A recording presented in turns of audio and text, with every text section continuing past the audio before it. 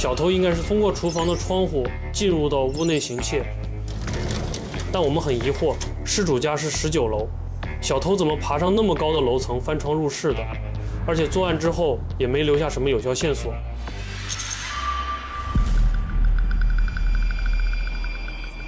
我想起来了，我家裡有个监控，但不清楚有没有拍到。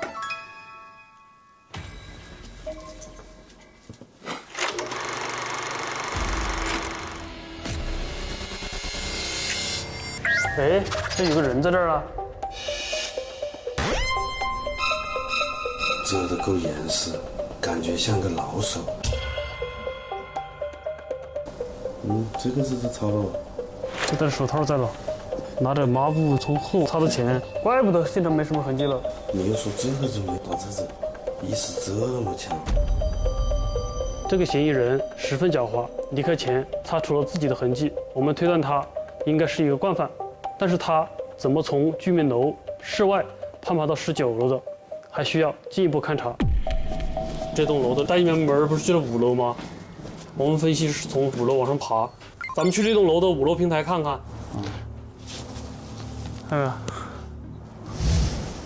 290這戶嘛，對吧？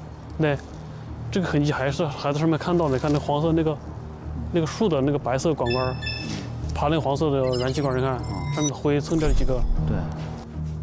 從那個黃色水管你貼着牆爬這兒來，到這個6樓這個凹槽平台，直接往上爬。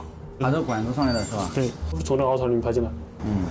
然後這戶6樓物業說是個空房子，沒人居住，很有可能會有嫌疑人留下的痕迹，一會兒可以重點勘察一下。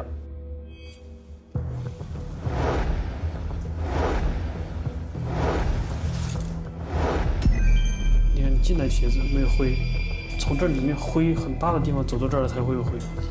這屋裡沒有住人，有鞋子往外出就不正常。你過來，我跟你講，你就知道。我們剛才不是在下面嗎？那個燃氣管在這兒嘛，爬到這兒來，然後就把手扒到這兒，往這兒爬的。他就是腳尖頂着，然後手扒着這兒頂着，往挪過去的。看到那個邊邊上都是踩的這個印子，看到。然後我在陽台欄杆那邊也發現了相應的鞋印，這鞋在這兒嘞，這雙鞋子門口有，正常人不會走到這兒來，然後往這兒走嘞，這手套印在這兒來看看。沒有人在這個空房間裡面會戴手套，這是賊在這兒停留，所以他可能在這兒躲的時間很長。來踩點，應該是提前來踩過點。有可能白天就來了，出去的時候就不知道什麼時候出去。更重要的發現是，這裡找到了一枚沒戴手套的比較清晰的指紋，處於一個放鬆狀態下面，可能會不戴手套，從而留下指紋。好，就看這個破案了啊！我把這個指紋發給支隊那邊，請那邊加急對比一下。